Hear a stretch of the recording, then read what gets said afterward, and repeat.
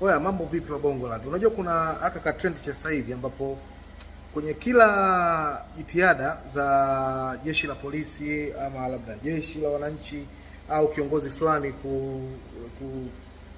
kufanya kuboresha hali fulani labda ya kiusalama, labda kama ambavyo tunaona kwenye video hii hapa, yani magari ya polisi, ambapo polisi wamenunua magari kwa ajili ya kuimarisha usalama, lakini utakuta watu wanazungumzia kwamba au una ile picha wameijenga kwamba labda magari haya yameletwa kwa ajili ya kutishia watu, au polisi unasikia wameigiza labda silaha, au kuna mazoezi yanafanyika labda na wanajeshi. Moja kwa moja unakuta mtu anawaza kwamba labda hivyo ni vitisho kwa wananchi na vitu kama hivyo. Mimi nadhani ni trend ambayo ni ya kipumbavu tu, kwa sababu usidhani kama kuna connection yoyote kati ya kuimarisha jeshi kwa kununua vifaa vipya au kwa kufanya mazoezi, kwa kujeka utayari, labda ukipelekea kipindi cha uchaguzi ambacho kinakuja hapo mbele.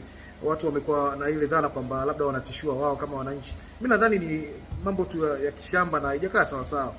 Tuache jeshi lifanye kazi yake, kwa sababu hatuwezi pia kutegemea mwisho wa siku tuwe na jeshi ambalo halina dhana, halina magari, halina uniform, halifanyi mazoezi, unaona. Kwa hiyo nadhani ni hofu tu ya wananchi na kutokana na kasumba maybe ya mambo ya maandamano au na masuala fulani ambayo ya make sense. Nadhani wananchi tuwe waelewa sometimes hivi vyombo vya ulinzi na usalama vinafanya kazi yao na ni lazima vifanye hivyo. Usifanye hivyo nadhani inakuwaje? Kwa hiyo hii video nimeona huyu ameipost kwenye namna ambayo kama anaonyesha kwamba kama anatishiwa au labda magari yamelengwa kwa ajili yake, lakini nadhani ni polisi watu wameamua kununua magari kwa ajili ya kujimarisha na kuimarisha jeshi letu. Kwa hiyo tuacheni kasumba ya wasiwasi na masuala fulani ya uoga hapa na pale, ili tuweze kuwa tuna act kama watu ambao ni wakomavu na sio kuendana na upepo tu na stories za vijiweni, au sio?